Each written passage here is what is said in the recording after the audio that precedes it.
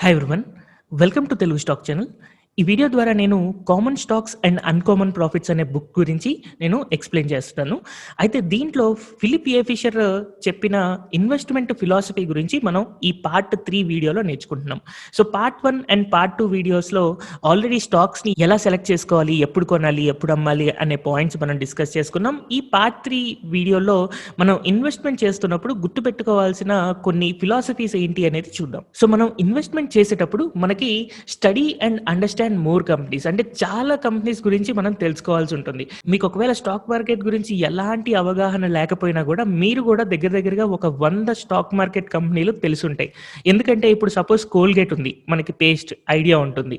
ITC ఉంది, Hindustan Unilever ఉంది, లేకపోతే HDFC bank, Kotak Mahindra bank. So బ్యాంక్సే దగ్గరగా ఒక 20 బ్యాంక్స్ ఉంటాయి. సో ఇలాగా మనకి తెలిసిన కంపెనీస్ చాలా ఉంటాయి మార్కెట్‌లో. కానీ వాటిని మనం ఫస్ట్ ఆఫ్ ఆల్ అర్థం చేసుకోవాలి. బట్ మనకి తెలిసి అర్థమైన ప్రతి కంపెనీలో ఇన్వెస్ట్ చేయాలి అని లేదు. మనం తక్కువ నంబర్ ఆఫ్ కంపెనీస్‌లో ఇన్వెస్ట్ చేయాలి. సో మరి తక్కువ నంబర్ ఆఫ్ కంపెనీస్‌లో ఇన్వెస్ట్ చేస్తున్నప్పుడు ఏం చూసుకోవాలి? ఎలా షార్ట్ లిస్ట్ చేసుకోవాలి అనంటే ఆ కంపెనీ యొక్క క్యారెక్టరిస్టిక్స్ ఆఫ్ మేనేజ్మెంట్ చూడాలి. సో క్యారెక్టరిస్టిక్స్ ఆఫ్ మేనేజ్మెంట్ అన్నప్పుడు మనం మెయిన్‌గా చూసుకోవాల్సింది ఏంటి అంటే ఆ కంపెనీ యొక్క సేల్స్ పెరుగుతూ ఉండాలి.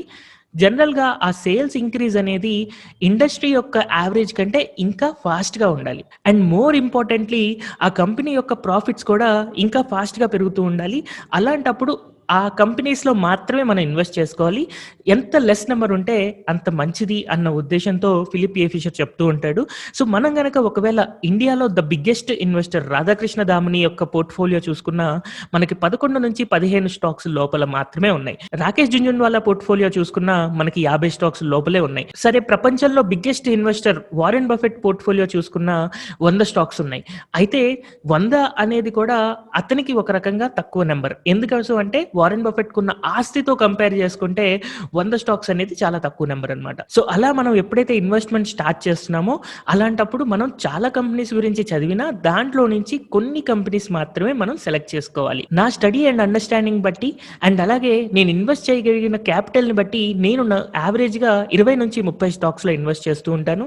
సో మీ క్యాపిటల్‌ని బట్టి అండ్ మీ స్టడీ అండ్ అండర్‌స్టాండింగ్‌ని బట్టి మీరు కూడా ఎంత తక్కువ నంబర్ ఆఫ్ స్టాక్స్‌లో ఇన్వెస్ట్ చేస్తే అంత మంచిది. తర్వాత చాప్టర్‌లో ఫిలిప్ ఏ. ఫిషర్ తన యొక్క బర్త్ ఆఫ్ ఇన్వెస్ట్‌మెంట్ ఎప్పుడు స్టార్ట్ అయింది అని చెప్పుకుంటూ వచ్చాడు. అయితే దీంట్లో 1929లో ఇతని బర్త్ ఆఫ్ ఇన్వెస్ట్‌మెంట్ జరిగిందనమాట. అంటే 1929 నుంచి ఇన్వెస్ట్‌మెంట్ స్టార్ట్ చేశాడు. యాక్చువల్‌గా 1929 అనేది గ్రేట్ డిప్రెషన్ పీరియడ్. ఆల్రెడీ మనందరికీ తెలుసు. ఆ టైంలో మార్కెట్ బాగా కొలాప్స్ అయిపోయి 1931 దాకా మార్కెట్ పడుతూనే ఉంది 2 ఇయర్స్. సో ఈ 2 ఇయర్స్‌లో అతను తన క్లయింట్స్‌ని కన్విన్స్ చేసి ఇన్వెస్ట్‌మెంట్ చేయించడానికి అండ్ అలాగే తను ఓన్ ఇన్వెస్ట్‌మెంట్ చేసుకోవడానికి ఎలా ప్లాన్ చేసుకున్నాడు అండ్ ఎలాంటి కష్టాలు పడ్డాడు, వాటి యొక్క రిజల్ట్స్ ఎలా ఉన్నాయి అనేది ఈ చాప్టర్‌లో మనకి ఎక్స్‌ప్లెయిన్ చేశాడు. సో నెక్స్ట్ కాన్సెప్ట్ వచ్చేసి the great investment. So the great investment కాన్సెప్ట్‌లో ఫిలిప్ ఏ. ఫిషర్ ఏం చెప్తున్నాడు అంటే జనరల్‌గా మనకి చాలామంది సజెస్ట్ చేసేది ఏంటి అంటే లో ప్రైస్ టు ఎర్నింగ్స్ ఉన్న స్టాక్స్ సెలెక్ట్ చేసుకోమని అంటూ ఉంటారు. కానీ లో ప్రైస్ టు ఎర్నింగ్స్ ఉంటే దాని యొక్క ఫ్యూచర్ ఎర్నింగ్స్ పెద్దగా ఉండకపోవచ్చు. అందుకోసమనే లో ప్రైస్ టు ఎర్నింగ్స్ ఉంటుంది అని చెప్పి ఫిలిప్ ఏ. ఫిషర్ చెప్తూ ఉంటాడు. కానీ ఒకవేళ మనం వారెన్ బఫెట్ ఇన్వెస్ట్‌మెంట్ స్టైల్ గనుక మనం చూసుకుంటే వారెన్ బఫెట్ ఎప్పుడైనా సరే లో పీ/ఈ ఉన్నప్పుడు మాత్రమే బై చేయాలి అని చెప్తూ ఉంటాడు. మరి వీళ్ళిద్దరిది కొంచెం కాంట్రరీ ఉంది. ఫిలిప్ ఏ. ఫిషర్ ఏం చెప్తున్నాడంటే హై పీ/ఈ స్టాక్స్ కొనమంటున్నాడు. వారెన్ బఫెట్ ఏం చెప్తున్నాడంటే లో పీ/ఈ స్టాక్స్ కొనమంటున్నాడు. అయితే వినడానికి కాంట్రరీగా ఉంది కానీ వీళ్ళిద్దరూ చేసే మెథడాలజీ సేమ్ అనమాట. అంటే ఏంటంటే ఇద్దరు సెలెక్ట్ చేసుకోవడం హై పీ/ఈ స్టాక్స్‌నే సెలెక్ట్ చేసుకుంటారు. కానీ వారెన్ బఫెట్ ఏం చేస్తాడంటే కొంచెం మార్కెట్‌ని టైమ్ చేస్తాడు. ఎప్పుడైతే మార్కెట్‌లో రెసెషన్స్ వస్తాయి, లేకపోతే మార్కెట్ ఎప్పుడైతే షార్ప్ ఫాల్స్ వస్తూ ఉంటాయి, అలాంటప్పుడు హై పీ/ఈ స్టాక్స్ లో పీ/ఈ కింద కన్వర్ట్ అవుతాయి. అలాంటప్పుడు తను ఎక్కువ ఇన్వెస్ట్‌మెంట్ చేసేవాడనమాట. సో ఈ టైమింగ్ నేచర్ ఎక్కువ ఉండడం వల్లే వారెన్ బఫెట్ ప్రపంచంలో బిగ్గెస్ట్ ఇన్వెస్టర్ అయ్యాడు. అండ్ వీళ్ళ గురువు ఫిలిప్ ఏ ఫిషర్ ఎవరైతే ఉన్నాడో అతను కూడా ఆ పీరియడ్ లో వన్ ఆఫ్ ది బిగ్గెస్ట్ ఇన్వెస్టరే. అండ్ ఈ low P by E concept ని డిస్కస్ చేస్తూ మనం low P by E high P by E అని చూసుకోవడం కంటే కూడా ఫ్యూచర్ ఎర్నింగ్స్ అంటే ఫ్యూచర్ లో ఈ కంపెనీ యొక్క ప్రాఫిట్స్ ఎంత బాగా పెరుగుతాయి అనేది మనం అర్థం చేసుకొని ఇన్వెస్ట్మెంట్ చేస్తే అది మనకి గ్రేట్ ఇన్వెస్ట్మెంట్ అవుతుంది అని చెప్పి మనకి బుక్ లో ఎక్స్ప్లెయిన్ చేశారు. తర్వాత మనకి ఒకవేళ ఒక మంచి స్టాక్ దొరికింది అని అనుకోండి, ఆ స్టాక్ ఎప్పుడైనా సడన్ గా ఒక డౌన్ టర్న్ రాబోతుంది అంటే కొంచెం పడిపోతుంది అని అనిపించినప్పుడు సరే మనం టాప్ లో అమ్మేసి మళ్ళీ కిందకు వచ్చాక బై చేసుకుందాం, మళ్ళీ తర్వాత టాప్కి వెళ్ళేసిన తర్వాత అమ్మేద్దాం, ఇలాగా పైకి కిందకి వెళ్తున్నప్పుడు కొనడం అమ్మడం చేసే దాన్ని జిగింగ్ అండ్ జాగింగ్ అంటారనమాట.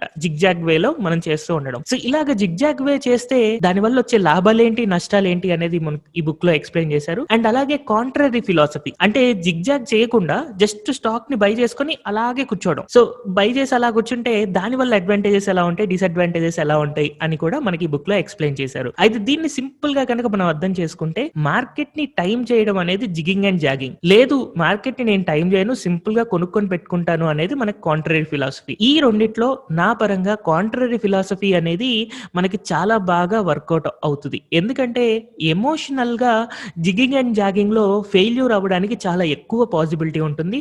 కాంట్రరీ అండ్ ఫిలాసఫీ వర్కౌట్ అవ్వడానికి చాలా ఎక్కువ పాసిబిలిటీ ఉంటుంది. ఎందుకంటే దాంట్లో పేషెన్సీ ఉంటుంది అండ్ మనం మంచి కంపెనీ సెలెక్ట్ చేసుకున్నాం కాబట్టి దాని పర్ఫార్మెన్స్ అనేది ఆబ్వియస్ గా మనల్ని ఫైనాన్షియల్ గా స్టేబుల్ చేయడానికి చాలా వరకు హెల్ప్ఫుల్ అవుతూ ఉంటుంది అనమాట. సో ఈ patience and performance concept explain చేసేటప్పుడు అలాగే జిగింగ్ అండ్ జాగింగ్ మెథడ్ ఎక్స్ప్లెయిన్ చేసేటప్పుడు ఫిలిప్ ఏ ఫిషర్ తన యొక్క ఫుడ్ మెషినరీ కార్పొరేషన్ ని ఎలా సెలెక్ట్ చేసుకున్నాడు అండ్ దాంట్లో ఇన్వెస్ట్మెంట్ చేయడం ద్వారా తనకి రిటర్న్స్ ఎలా వచ్చాయి, దాంట్లో తను చేసిన కరెక్ట్ థింగ్స్ ఏంటి, మిస్టేక్స్ ఏంటి అనేది అంతా కూడా మనకి ఎక్స్ప్లెయిన్ చేశాడు.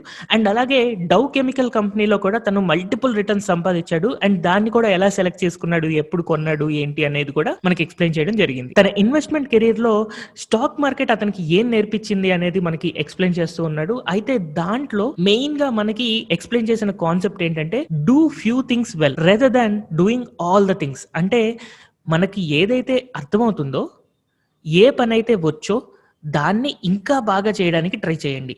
ప్రతి విషయాన్ని మనం తెలుసుకోవాల్సిన అవసరం లేదు, ప్రతి విషయాన్ని మనం ఇన్వెస్ట్ చేయాల్సిన అవసరం లేదు. సో ఇక్కడ మెయిన్ ఉద్దేశం ఏంటంటే మనకి ఏ కంపెనీస్ అయితే అర్థమయ్యి ఇది గ్రోత్ ఉంటుంది అని తెలుస్తుందో ఆ కంపెనీస్ లో ఇన్వెస్ట్ చేయండి చాలు. ఎవరో చెప్పారని ఈ ప్రతి కంపెనీలో ఇన్వెస్ట్ చేయాల్సిన అవసరం మనకు లేదు. అండ్ అలాగే ఫిలిప్ ఏ ఫిషర్ తన ఎక్స్పీరియన్స్ అని చెప్పుకుంటూ చాలా సార్లు ఒక సక్సెస్ఫుల్ ఇన్వెస్టర్ అవ్వాలి అని అంటే మన యొక్క ప్రతి ఇన్వెస్ట్మెంట్ సక్సెస్ అవ్వాల్సిన అవసరం లేదు. తన ఇన్వెస్ట్మెంట్ కెరీర్ లో సక్సెస్ కంటే కూడా ఫెయిల్యూర్సే చాలా ఎక్కువగా ఉన్నాయి. ఫిలిప్ ఏ ఫిషర్ ఒక్కడే కాదు, వారెన్ బఫెట్ చూసుకున్నా, బెంజమిన్ గ్రహాం చూసుకున్నా, లేదా ప్రపంచంలో ఏ పెద్ద ఇన్వెస్టర్ చూసుకున్నా కూడా వాళ్ళకి సక్సెస్ స్టోరీస్ కంటే ఫెయిల్యూర్ స్టోరీసే చాలా ఎక్కువగా ఉంటాయి. అండ్ వాళ్ళకి గుర్తుండేది కూడా ఎప్పుడు ఫెయిల్యూర్ స్టోరీసే ఎక్కువగా గుర్తుంటాయి. అందుకోసమే most of the richest people ఎవరు చూసినా డౌన్ టు ఎర్త్ ఉంటారు. ఇంత సంపాదించినా కూడా వాళ్ళకి ఎలాంటి పొగరు ఉండదు. ఎందుకంటే వాళ్ళు వాళ్ళ కెరీర్ లో సక్సెస్ కంటే కూడా ఫెయిల్యూర్సే చాలా ఎక్కువగా చూశారు. కానీ వాళ్ళకు వచ్చిన సక్సెస్ తో పోల్చుకుంటే ఆ ఫెయిల్యూర్స్ చాలా చిన్నగా కనిపిస్తాయి. కానీ నెంబర్ ఆఫ్ ఫెయిల్యూర్స్ ఎక్కువగా ఉంటూ ఉంటాయి, నెంబర్ ఆఫ్ సక్సెస్లు తక్కువగా ఉంటూ ఉంటాయి. కానీ సక్సెస్ యొక్క ఇంటెన్సిటీ అనేది చాలా ఎక్కువగా ఉంటుంది.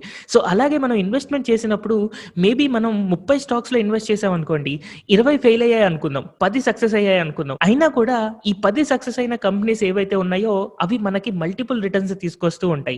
సో దీన్నే మనకి ఫిలిప్ ఏ ఫిషర్ అర్థం కావడం కోసం ఈ బుక్ లో మల్టిపుల్ ఎగ్జాంపుల్స్ అనేది చెప్పడం జరిగింది. తర్వాత కాన్సెప్ట్ లో stay are cell in anticipation of down turn అంటే ఇప్పుడు మార్కెట్ పడబోతుంది అని చెప్పి మనకు ఒక చిన్న హింట్ వచ్చింది, లేకపోతే అర్థం అవుతుంది ఏదో సమ్ టెక్నికల్ గానో ఏదో ఒక రీజన్ ద్వారా. మరి అలాంటప్పుడు ఆ పర్టికులర్ కంపెనీలో ఉండాలా లేకపోతే సెల్ చేయాలా అని అడిగినప్పుడు సో మార్కెట్ పడుతుంది లేదా మార్కెట్ పెరుగుతుంది అని చెప్పి ఏ స్టాక్ ని కొనద్దు. ఆ కంపెనీ యొక్క ఫ్యూచర్ ఎర్నింగ్స్ చూసుకోవాలి అండ్ ఆ ఫ్యూచర్ బిజినెస్ మోడల్ని అర్థం చేసుకొని మనం ఇన్వెస్ట్మెంట్ చేయాలి. సో ఒకవేళ ఆ కంపెనీ యొక్క బిజినెస్ కొలాప్స్ అయిపోతుంది, వాడి ప్రొడక్ట్స్ యొక్క డిమాండ్ పడిపోతుంది అని అనుకున్నప్పుడు మనం సెల్ చేయాలి తప్ప మార్కెట్ పడుతుంది లేకపోతే పెరుగుతుంది అన్నప్పుడు మనం సెల్ చేయకూడదు అని చెప్పి ఈ చాప్టర్లో క్లియర్గా ఎక్స్ప్లెనేషన్ ఇచ్చాడు. అండ్ అలాగే in and out of the money is out of the money అన్నాడు. ఒకవేళ మనం ట్రేడింగ్ చేస్తున్నాం అంటే ఒక పర్టికులర్ స్టాక్ ఇన్వెస్ట్మెంట్ కోసం సెలెక్ట్ చేసుకున్నాం, కానీ దాన్ని మనం కొంటున్నాం అమ్ముతున్నాం. సో ఇలా గనక చేస్తూ ఉంటే కొన్ని సార్లు మనం ఆపర్చునిటీస్ మిస్ అవుతూ ఉంటాం. అండ్ అలాగే కొన్ని సార్లు మనం ఫెయిల్ అవ్వడం వల్ల ఫైనల్‌గా ఏమవుతుందంటే మనం ఎక్కడైతే స్టార్ట్ చేసామో అక్కడే ఉండొచ్చు. లేకపోతే మనకి డబ్బులు కోల్పోవడానికి మార్కెట్‌లో చాలా ఎక్కువ పాసిబిలిటీ ఉంటది. ఎందుకంటే మన ఎమోషన్సే మన మెయిన్ ఎనిమీ అన్నమాట. సో అందుకని జిగింగ్ అండ్ జాగింగ్ గాని లేకపోతే మనం ఇన్వెస్ట్‌మెంట్ కోసం సెలెక్ట్ చేసుకున్న స్టాక్స్‌ని కొనడం, అమ్మడం మల్టిపుల్ టైమ్స్ చేయొద్దు. జస్ట్ బై అండ్ హోల్డ్ కొని అలా పెట్టుకోండి అని చెప్పి మనకి ఈ చాప్టర్ ద్వారా ఎక్స్‌ప్లెయిన్ చేశారు. నెక్స్ట్ చాప్టర్‌లో the long shadow of dividends. జనరల్‌గా మనం ఎప్పుడైతే ఇన్వెస్ట్‌మెంట్ చేస్తామో మన 10 ఏళ్ల తర్వాత లేదా 15 ఏళ్ల తర్వాత మన ఇన్వెస్ట్‌మెంట్ గనుక చూసుకుంటే వాటి యొక్క డివిడెండ్సే మనకి మల్టిపుల్ రిటర్న్స్ తెచ్చిపెడుతూ ఉంటాయి. అయితే ఇక్కడ నేను ఒక చిన్న ఎగ్జాంపుల్ చెప్పాలి అని అనుకుంటున్నాను. సపోజ్ మనం ఒక 50,00,000 పెట్టి 2010లో ఒక విల్లా కొన్నాం అని అనుకుందాం. సో 50,00,000 పెట్టి 2010లో ఒక విల్లా గనక కొనుంటే మేబీ ఈ రోజున అంటే 2020లో మేబీ ఒక 3,00,00,000 ఉండుండొచ్చు దాని వర్త్. అయితే దాని ద్వారా సపోజ్ ఆ విల్లాకి డైలీ మంత్లీ నేను 50,000 రెంట్ తీసుకుంటున్నాననుకోండి. సంవత్సరానికి 6,00,000 రెంట్ అవుతుంది. సో 6,00,000 రెంట్ అవుతున్నప్పుడు నాకు దాని నుంచి నేను ఇయర్‌లీ ఎంత ఇన్‌కమ్ జనరేట్ చేయగలుగుతాను అంటే 12% ఇన్‌కమ్ జనరేట్ చేయగలుగుతా. అంటే నేను పెట్టిన 50,00,000కి 12% అంటే 6,00,000 అవుతుంది. సో 50,00,000 ఇన్వెస్ట్‌మెంట్‌కి ఒక హౌస్ మీద గనక పెడితే నాకు 12% ఇయర్‌లీ రిటర్న్స్ వస్తున్నాయి. అండ్ 6 రెట్లు నా డబ్బులు ఆల్రెడీ పెరిగిపోయినాయి. బట్ నేను ఎట్లాగో అమ్మట్లేదు కాబట్టి నేను దాన్ని కన్సిడర్ చేసుకోవట్లేదు. 12% నాకు రెంటల్ ఇన్‌కమ్ వస్తుంది అనేది నేను చూసుకున్నాను. అదే ఒకవేళ ఒక కంపెనీలో గనక మనం ఇన్వెస్ట్ చేస్తే సపోజ్ 2010లో గనక ఇన్వెస్ట్ చేసిన కంపెనీస్ లైక్ ఏషియన్ పెయింట్స్ గాని, Bajaj finance, Bajaj Finserv, HDFC bank ఇట్లాంటి కంపెనీస్ గనక మనం చూసుకుంటే 2010లో ఇన్వెస్ట్‌మెంట్ చేసుంటే ఇప్పటికే ఆల్రెడీ అవి 10-100 రెట్లు పెరిగాయి. సో 10-100 రెట్లు పెరిగిన కంపెనీస్ దగ్గరగా 25 కంపెనీస్ ఉన్నాయి మార్కెట్‌లో మనకి. అండ్ అలాగే ఈ 25 కంపెనీస్ యొక్క డివిడెండ్ కూడా 25-25% ఉంది. అంటే 50,00,000 ఇన్వెస్ట్‌మెంట్ చేస్తే 10-11,00,000 మనం సంవత్సరానికి డివిడెండ్ రూపంలో తీసుకుంటూ ఉన్నాం. అండ్ ఆల్రెడీ ఈ 50,00,000 కూడా 5,00,00,000 నుంచి 50,00,000 దాకా కన్వర్ట్ అయింది. సో అందుకోసమనే మనం ఒక ఇంటిని ఎలా అయితే పూర్తిగా ఎసెట్ లాగా ఫీల్ అయ్యి మన తరతరాలుగా దాన్ని ఒకరి తర్వాత ఒకరు సొంతం చేసుకుంటూ ఉంటారో షేర్స్‌ని కూడా మనం ఆ ఉద్దేశంతోనే బై చేసుకోవాలి అని చెప్పి మనకి ఫిలిప్ ఏ ఫిషర్ చెప్తున్నాడు. అండ్ ఫైనల్‌గా ఈస్ ద మార్కెట్ ఎఫిషియంట్ అంటే 2010 నుంచి మరి 2020 దాకా ఇప్పటికే స్టాక్స్ 10 రెట్లు, 100 రెట్లు పెరిగిపోయాయి అని అనుకుంటున్నాం గదా! మరి 2020 నుంచి 2030 పరిస్థితి ఏంటి? సో మరి గోయింగ్ అహెడ్ ఇంకా ఫ్యూచర్‌లో గూడా మరి స్టాక్స్ ఇలాంటి రిటర్న్సే ఇస్తాయా? అని గనక ఆలోచిస్తే ఈ క్వెషన్ ఇప్పుడే కాదు. 1929లో ఎప్పుడైతే తను మార్కెట్‌లో ఇన్వెస్ట్‌మెంట్ స్టార్ట్ చేసాడో అప్పటి నుంచి కూడా ఈ క్వెషన్ తనకి ఎప్పుడు ఉంటూనే ఉంటుంది. కానీ మార్కెట్ ఎప్పుడు కూడా మంచి రిటర్న్స్ ఇస్తూనే ఉంది. ఎందుకంటే 1929 కంటే ముందు 1920 నుంచి 1930 దాకా మార్కెట్ చాలా ఓవర్ ఇన్‌ఫ్లేట్ అయిపోయి బాగా పెరిగిపోయిందనమాట. వరల్డ్ వార్ 1 వచ్చింది. వరల్డ్ వార్ 2 వచ్చింది. ఎలాంటప్పుడు కూడా స్టాక్ మార్కెట్ కొలాప్స్ అవ్వలేదు. చాలా ఎకనామికల్ రెసెషన్స్ వచ్చాయి. మనకి ప్రతి 20 సంవత్సరాలకి ఒక ఎకనామికల్ రెసెషన్ మినిమమ్ వస్తూ ఉంటుంది. జనరల్‌గా యావరేజ్‌గా గత 400 సంవత్సరాలుగా చూసుకుంటే దగ్గరగా 40 మార్కెట్ రెసెషన్స్ ఉన్నాయి. అయినా కూడా స్టాక్ మార్కెట్ అనేది ఎప్పుడు కొలాప్స్ అవ్వలేదు. ఎప్పుడు మల్టిపుల్ రిటర్న్స్ ఇచ్చే స్టాక్స్ వస్తూనే ఉంటాయి.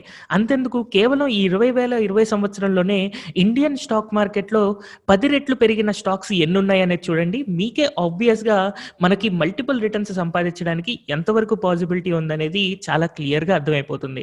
సో మార్కెట్‌లో ఎప్పుడైనా సరే ట్రేడింగ్ బెటరా? ఇన్వెస్ట్‌మెంట్ బెటరా? అంటే ఒకవేళ మనం వెల్త్ క్రియేట్ చేసుకోవాలి అనంటే ఆబ్వియస్‌గా ఇన్వెస్ట్‌మెంటే బెటర్. సో ఈ బుక్ ద్వారా మనకి ఇన్వెస్ట్‌మెంట్ వైపు ఇంట్రెస్ట్ పెంచుతూ దానికి కావాల్సిన నాలెడ్జ్ అండ్ అతని యొక్క ఎక్స్‌పీరియన్స్ అండ్ ప్రపంచ యుద్ధం 1 లేకపోతే 2 వచ్చిన టైంలో కూడా మార్కెట్ ఎలా బిహేవ్ చేసింది, ఎలాంటి స్టాక్స్ మనకి మల్టిపుల్ రిటర్న్స్ ఇవ్వడానికి పాసిబిలిటీ ఉంటుందంతా కూడా మనకి ఈ common stocks and uncommon profits బుక్‌లో ఉంది. సో ఒకవేళ మీకు ఈ బుక్ గనక కొనుక్కోవాలి అని అనుకుంటే కింద కమెంట్ సెక్షన్‌లో అండ్ డిస్క్రిప్షన్ సెక్షన్‌లో దీని యొక్క లింక్స్ ఉంటాయి. మేబీ ఒక స్టాక్ మార్కెట్ బిగినర్‌కి చాలా టైం పట్టొచ్చు ఈ బుక్ చదవడానికి. సపోజ్ 3 నెలలు పట్టిందని అనుకుందాం. కానీ ఈ 3 నెలలు పట్టినా కూడా మీకు నెక్స్ట్ 30 ఏళ్లకి కావాల్సినంత నాలెడ్జ్ ఈ బుక్ ఇస్తుంది అని నేను అనుకుంటున్నాను. So thank you everyone for watching this video. Next రాబోయే వీడియోస్‌లో ఇలాంటి మంచి పుస్తకాలతో ఇంకా నేను ఎక్స్‌ప్లనేషన్ ఇస్తూ ఉంటాను. సో వాటికి సంబంధించిన అప్డేట్స్ మీకు రావాలి అని అనుకుంటే తెలుగు స్టాక్ ఛానల్‌కి సబ్స్క్రైబ్ చేయండి. అండ్ అలాగే ఈ వీడియోని ఇన్వెస్ట్‌మెంట్ సైడ్ ఎవరికైతే ఇంట్రెస్ట్ ఉందో వాళ్ళకి షేర్ చేయండి. Thank you again.